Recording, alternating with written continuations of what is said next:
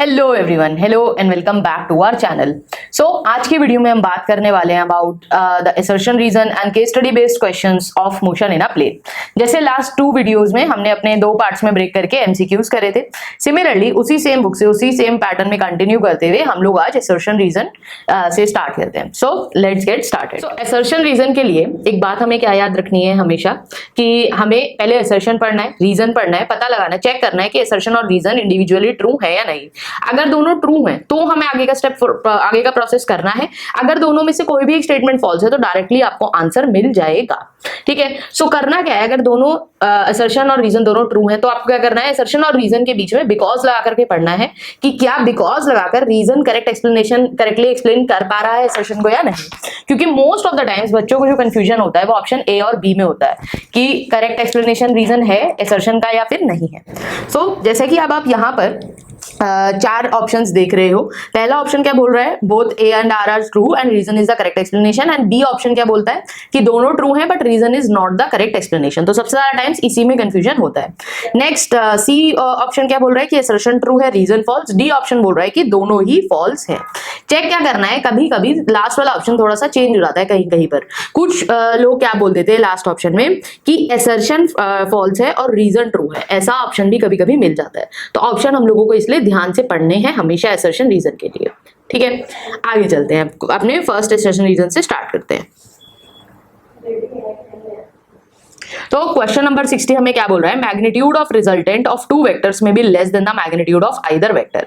अब may, must और always ऐसे वर्ड्स को स्पेशल वेटेज देनी है। यहाँ पे बोला है मे का मतलब क्या होगा कि ऐसा हो भी सकता है और ऐसा नहीं भी हो सकता। क्या बोल रहे हैं कि the magnitude of resultant of 2 vectors, किसी दोनों में से किसी एक वेक्टर से कम भी हो सकता है या नहीं। तो हमें पता है बिल्कुल हो सकता है। करना क्या है, एक बार आप थीटा 90 लेकर देखो, एक बार आप थीटा एक्यूट लेकर देखो, एक्यूट एंगल मतलब 90 से छोटा 60 लेके देख लो या 30 लेके देख लो कुछ भी, और एक बार थीटा को ऑब्ट्यूस रख करके देखो। ठीक है, मान लो कुछ भी मैग्नीट्यूड ले लो और जैसे 120 डिग्री लेकर देख लो एंगल। ठीक है, तो 120 पे हमने एक स्पेशल केस भी देखा था क्या कि अगर दोनों वेक्टर्स का मैग्नीट्यूड सेम है और वो 120 डिग्रीज का एंगल बना रहे हो एक दूसरे के साथ, तो रिजल्टेंट का मैग्नीट्यूड भी कितना आता है, सेम ए ही आता है। यदि अब उन दोनों वेक्टर्स में मैग्नीट्यूड सेम नहीं होता तो 120 डिग्री के एंगल पे अगर आप चेक करते, कोई भी वैल्यू ले लो, मान लो ए की वैल्यू ले लो 4, ए का मैग्नीट्यूड ले लो 4, बी का ले लो 3 और एंगल रखो 120, उस केस में अगर आप मतलब अपना रिजल्टेंट का मैग्नीट्यूड निकालोगे तो वो आपका 4 और 3 से कम आएगा। एक बार कैलकुलेट करके देखना है। सो हम यहां से क्या बोल सकते हैं, क्योंकि मे लिखा है मतलब हो भी सकता है, तो हमने ऐसा एक सिनेरियो ढूंढना है कि कोई ऐसा सिनेरियो है जहां पे कंडीशन फुलफिल हो रही है, तो हो रही है किस केस में, जब थीटा ऑब्ट्यूस हो। सो ये असर्शन हो गया ट्रू। नेक्स्ट क्या बोला है, रीजन क्या बोल रहा है, vector addition is competitive. Competitive मतलब जो a प्लस बी वेक्टर है, मतलब a वेक्टर और b vector, a plus B vector is equal to b plus a vector, तो वेक्टर एडिशन कॉम्पिटिटिव होता है, तो ये भी ट्रू है। बट क्या कॉम्पिटिटिव होने की वजह से मैग्नीट्यूड छोटा आ सकता है, नहीं। So reason is not the correct explanation, तो ऑप्शन कौन सा हो गया, बी। नेक्स्ट क्वेश्चन देखते हैं 61 में क्या बोल रहे हैं, vector addition of 2 vectors is always greater than their vector subtraction. मतलब ये बोलना चाहते हैं कि a plus B is always greater than a minus B. क्या ऐसा ट्रू होगा, नहीं होगा। अगेन क्या है, क्या किस सिनेरियो में आपको चेक करना है, 120 डिग्रीज पे ऑब्ट्यूस एंगल पे फिर से अगर चेक करोगे तो फॉर अगर एंगल 90 से 270 के बीच में रखोगे तो आपका वेक्टर सब्ट्रैक्शन का जो मैग्नीट्यूड है a माइनस बी का मैग्नीट्यूड बड़ा आएगा a प्लस बी से। सो यहां पर अब ये स्टेटमेंट अगर यहाँ पे मे लिखा होता तो ये सही हो जाती, क्योंकि उसमें लिखा मे का मतलब हो जाता कि कभी कभी ऐसा हो सकता है, बट यहाँ क्या लिखा है ऑलवेज, कि हमेशा ऐसा ही होगा, यानी कि इसका ऑपोजिट कभी ट्रू नहीं हो सकता, तो ये क्या हो जाएगी, स्टेटमेंट फॉल्स।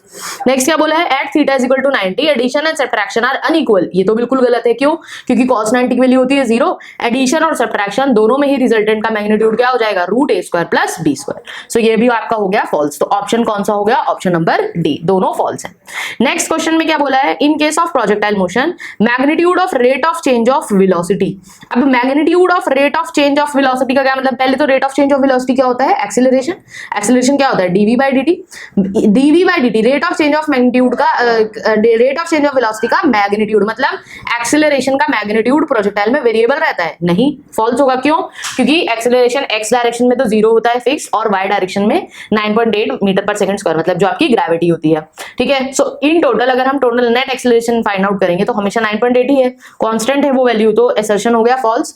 रीजन क्या बोल रहा है, in projectile motion magnitude of velocity first increases and then decreases. देखो स्टेटमेंट अब थोड़ा सा उल्टा लिखा है यहाँ पे, इसलिए फॉल्स होगा। क्यों, क्या पहले इंक्रीज होती है? नहीं, एक्स कंपोनेंट का जो वेलोसिटी का जो एक्स कंपोनेंट है वो तो हमेशा फिक्स रहता है। वाई कंपोनेंट के साथ क्या होता है, हम प्रोजेक्ट करते हैं, वेलोसिटी ग्रेजुअली पहले कम होती है, हाईएस्ट पॉइंट पर जाके वेलोसिटी 0 हो जाती है, हाईएस्ट पॉइंट से जब नीचे आता है तो फिर से वेलोसिटी इंक्रीज होती है। तो हो क्या रहा है, वेलोसिटी पहले डिक्रीज हो रही है और फिर इंक्रीज हो रही है, यहाँ पे उल्टा लिखा है, तो फॉल्स हो गई। तो ऑप्शन कौन सा हो गया, ऑप्शन नंबर डी, दोनों ही स्टेटमेंट्स फॉल्स हैं। नेक्स्ट क्वेश्चन क्या बोल रहा है, eight highest point of a projectile dot product of velocity and acceleration is 0। बिल्कुल, क्यों, क्योंकि हाईएस्ट पॉइंट पे क्या होता है, वाई कंपोनेंट 0 हो गया तो जो वेलोसिटी होती है उसमें सिर्फ एक्स कंपोनेंट रह जाता है और एक्सेलरेशन नीचे की डायरेक्शन में लग रहा होता है। तो एंगल कितना हो जाता है 90, cos 90 क्या होता है 0, तो उसकी वजह से डॉट प्रोडक्ट हो जाता है 0, तो ये ट्रू है। रीजन क्या बोला, highest point velocity mutually perpendicular, तो ये करेक्ट एक्सप्लेनेशन भी है। तो ऑप्शन कौन सा हो गया, option number A. Next question में क्या बोल रहा है, particle is projected with speed u at an angle theta with horizontal at any time during motion, speed of the particle is v at an angle alpha. अभी यहाँ पे एक चीज ध्यान से पढ़नी, क्या बोला है, angle alpha with the vertical, मतलब ये वाला जो एंगल है, ये अगर u है तो वर्टिकल के साथ जो एंगल है वो अल्फा है, तो इस बार कंपोनेंट क्या हो जाएंगे, u cos अल्फा और u sin अल्फा।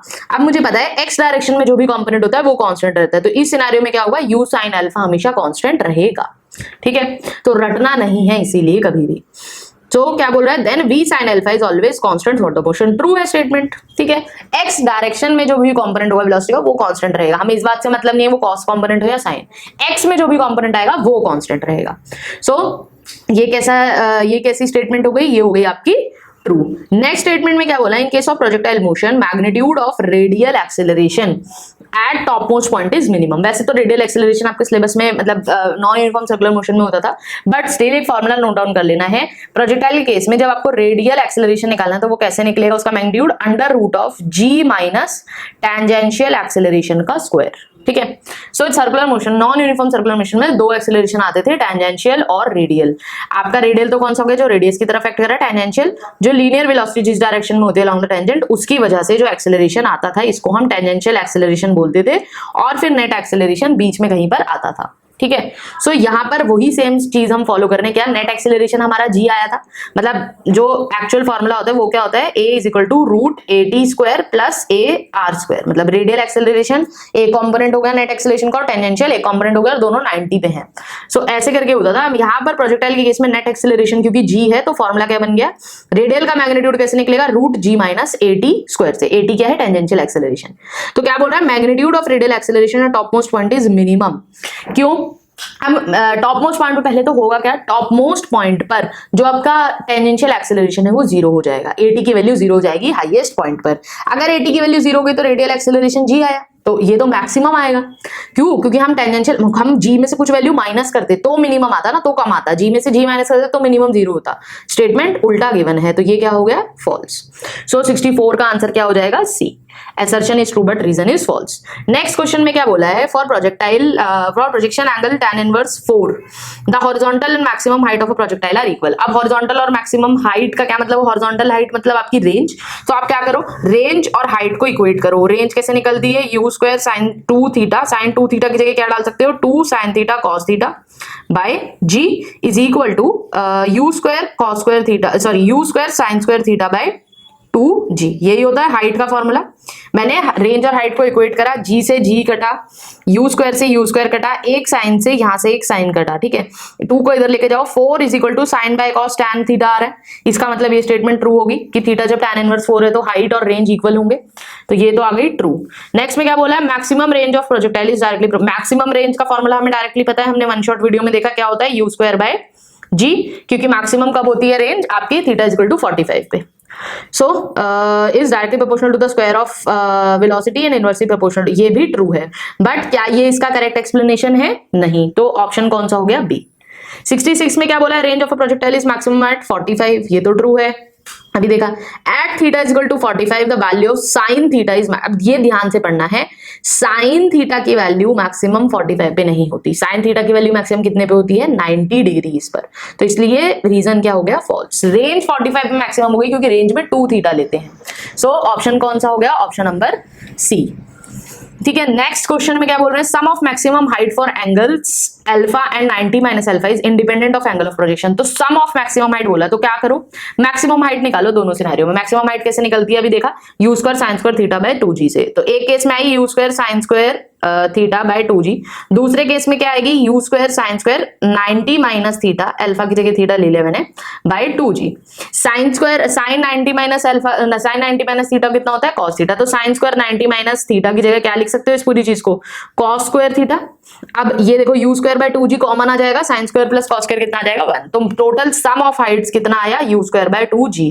तो ये दिख रहा है it is independent of angle of projection, तो ये स्टेटमेंट ट्रू है क्योंकि सम कितना आया h1 plus h2 you square by 2g।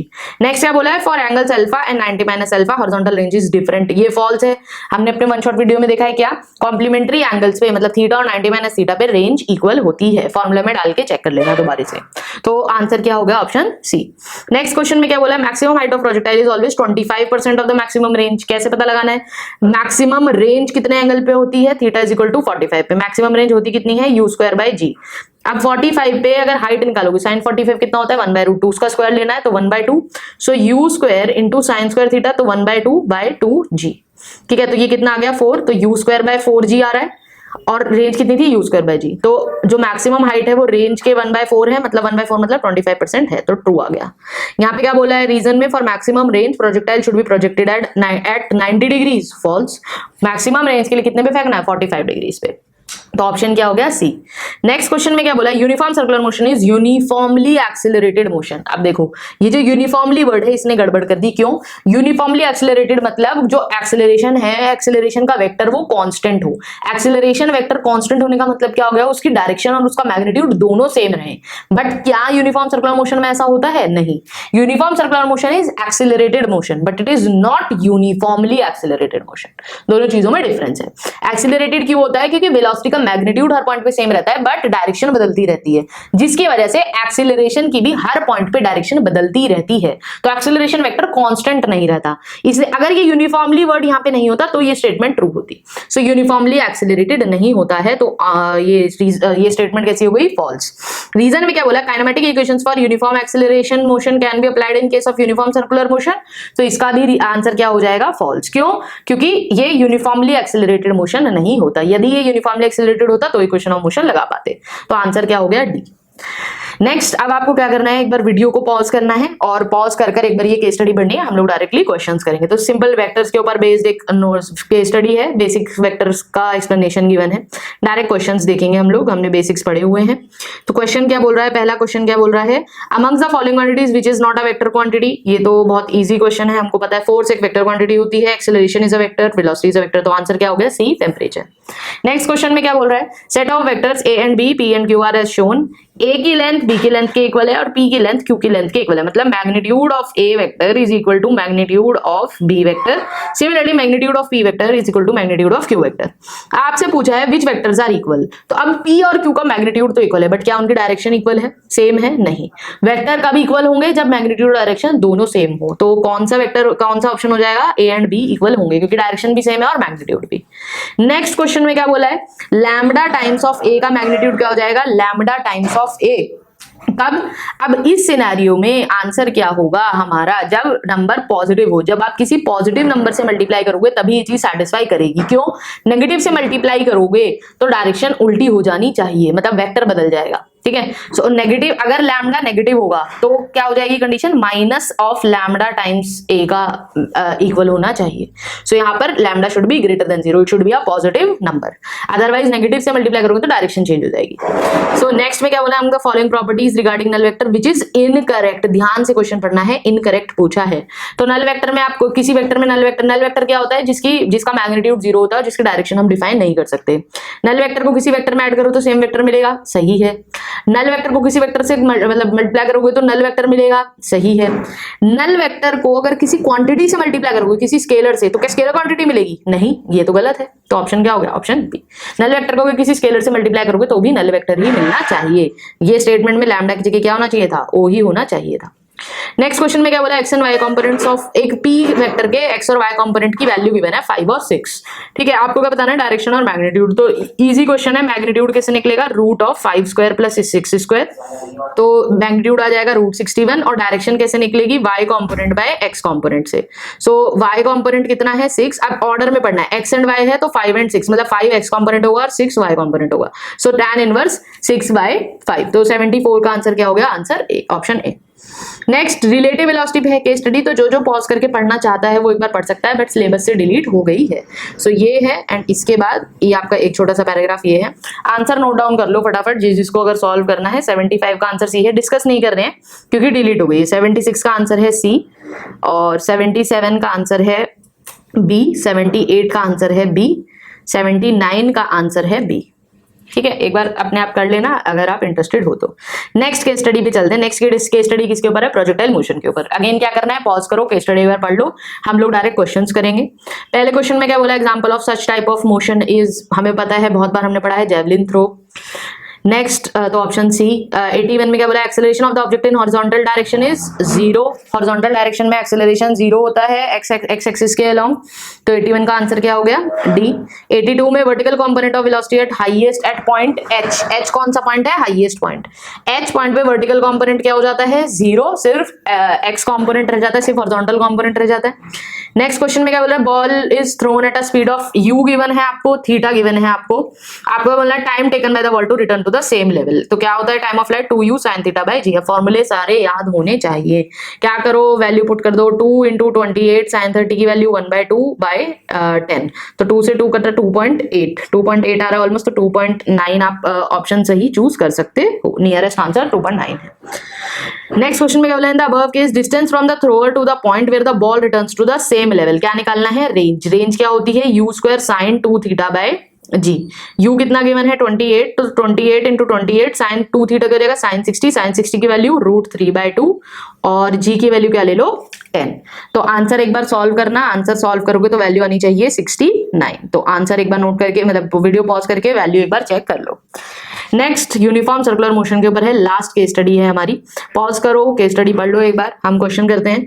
Question क्या बोल रहा है, circular motion dash is 1 dimensional motion नहीं होता, 2 डायमेंशनल बिल्कुल होता है क्योंकि प्लेन में हो रहा होता है, represented by a combination of 2 variable vectors. तो क्या ये चीज सही होनी चाहिए या ये चीज गलत होनी चाहिए, तो ये चीज ट्रू होगी। क्यों, कॉम्बिनेशन ऑफ 2 वेरिएबल वेक्टर से कैसे रिप्रेजेंट हो रहा है, एक आपका रेडियस वेक्टर जो है और एक आपका वेलोसिटी वेक्टर, तो दो ही वेक्टर से पूरा मोशन डिस्क्राइब हो जाता है। तो ऑप्शन क्या होगा, option D, both B and C.